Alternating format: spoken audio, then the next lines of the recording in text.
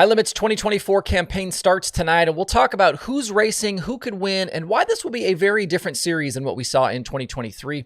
Plus, Flo crashes and doesn't take an absolute beating for it. Racing tonight at Volusia, and an update on Lawrenceburg Speedway. Let's go.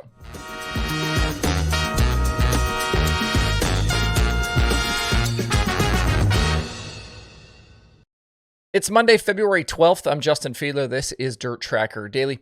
If you're tuning into this show for the first time or only maybe very recently, make sure to hit that subscribe button on YouTube or the podcast platforms. You can also hit that like button and leave us a review. We are at the moment a little more than 1,500 subscribers shy of 30,000 on the YouTube channel, and our goal for the year is 40,000. You can also find and follow DIRTRACKR on Twitter, Facebook, TikTok, Instagram, and Threads. So wherever you are on social media, we are as well. The first big-time season of high-limit sprint car racing begins tonight at East Bay. A field of about 50-ish cars is expected, and teams are already at the racetrack as I write today's show. Photographer Dan McFarland was posting some images of the track this morning to Twitter, and the high-limit signage has replaced the Lucas banners from the past week. Haulers are already in, and some teams have begun maintenance to get cars ready for tonight. There is some weather in the area for later this evening, so tonight's break after qualifying for the Fan Fest that was already much talked about, that's already been scrapped, and the series will be in hurry-up mode to try and get action complete. Besides the high-limit sprint cars, mod lights are also on tonight's card. If tonight does get rained out, I don't know what the plan is for any sort of makeup or rain date. I have been asked about that. East Bay has a pretty packed schedule for Winter Nationals all week, so I don't know if they could reschedule or not. Hopefully that won't be needed though tonight, and if it is needed, you'll have to kind of pay attention to those high-limit social channels for that stuff.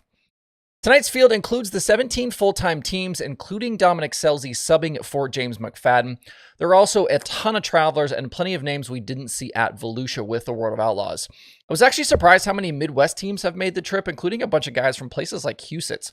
I had Sean Niestead in my head reading names like Christopher Traum, Gage Polkerbeck, and Riley Goodnow on the pre-entry list.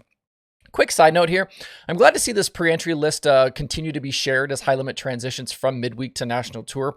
You wondered if something like this was going to continue as this, the series expands, but I'm glad to see this still being shared to social media. This is something I'd like to see the Outlaws do as well, is share as early as possible who will be at the track for each event. There is some measure of that information available for all of these series, and it would be nice to see that shared more often. If you're looking for a win pick tonight, I'd say Brad Sweet, Kyle Larson, Tyler Courtney will probably be the three to watch. Sunshine won 3 of the last 4 All-Star races at East Bay. Larson was a winner there in 2020, and Brad Sweet ran second to Aaron Reitzel when the Outlaws went to East Bay in 2021. Reitzel is on the entry list, obviously won there as well, but those victories came with other car owners, and we haven't seen Aaron be quite the same, kind of at the same level as he used to be. This will be the first run for this new high limit with a lot of new people in spots around the racetrack. We'll have completely different officials, someone different calling the race, different broadcast people, and more. So these high limit shows will look and feel very different to those that we had a year ago when it was just an 11-race midweek series. And that obviously includes on the broadcast with Chase Rodman now taking over as play-by-play and Tony Laporta in the infield. So these will not look the same as what we saw last year. As we did with High Limit going back to their inception, we'll continue to track their race results and stats in the database over at dirttracker.com/analytics. So we'll continue to be able to dive deep on the numbers as the season gets rolling and, be able to kind of tell the whole story of the racing. Keep that in mind too if you are doing race picks and fantasy selections. Obviously, if you can't be at East Bay tonight, the racing can be watched live over on FloRacing. Speaking of Flo, I did want to double back to their outage over the weekend. Back on Friday, they had some sort of platform issue that caused a bunch of people to have issues watching really any program across Flo Sports and not just FloRacing. They ended up moving a bunch of the streams over to YouTube for free until everything was resolved. And I just wanted to point out how far the streamers have come. In the past, an outage like this would have turned into a social media rage fest. And I know because I used to be on the nasty end of that rage when issues used to pop up with Dirt Vision. But the responses to this weekend's Flo issues were actually pretty nice from people. There was a lot of understanding in there. And that's really the case because the stream and platform issues, have been reduced in a really big way by all of the investments made by the big players as this area has continued to grow. There's better systems, there's more redundancies, all of that's been built in to help avoid these cases as much as possible. And they become a much rarer occasion. It also helps too that platforms can flip a switch and co-stream to places like YouTube when there are issues so fans can keep watching along as problems are worked out. It's interesting to see how far things have come in just a few short years and how different the reaction is to when there actually is an outage. At Volusia tonight, DIRTCar Nationals continues after the facility was quiet on Sunday. Wing Sprint cars, modifieds, they're gone. Late models and non-wing cars are in action today. These next 3 nights of late model action are DIRTCar sanctioned and not for outlaw points. It's possible you could see some guys mix and match these early DCN nights to give their teams and equipment a night or two off.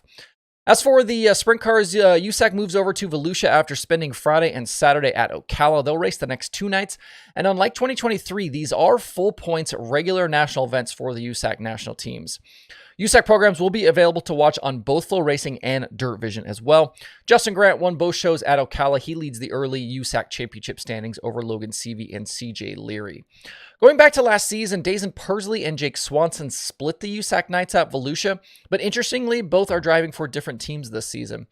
Weather seems to be a bit less of a factor with Volusia kind of in a different part of the state versus East Bay, so hopefully no issues tonight. We will have cars on track around 5:30 p.m. Eastern. Finally today, I wanted to give an update on how things are going at Lawrenceburg Speedway in Indiana. The track has undergone a shift to new promoters, and there have been plenty of questions about the status of the progress there. We know that the facility will host multiple USAC events in 2024, along with weekly racing. They've got several late model shows and High Limit on May 31st.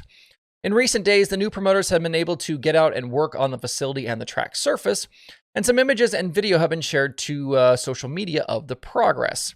They've actually been working to remove some of the banking from the racetrack, with estimates that I saw kind of in the comments section that it's gone from well over 20 degrees. They said kind of in some places 23 to 27 degrees, and they've reduced that down to 14 degrees. That should definitely make for some different racing than we've seen at Lawrenceburg in the past. At the moment, the track's Facebook page is the best place to keep up with happenings, as their website is still supposedly in progress, and there don't appear to be any other social media accounts active. It does sound like they're trying to ramp all of this stuff up as also they begin work on the racetrack.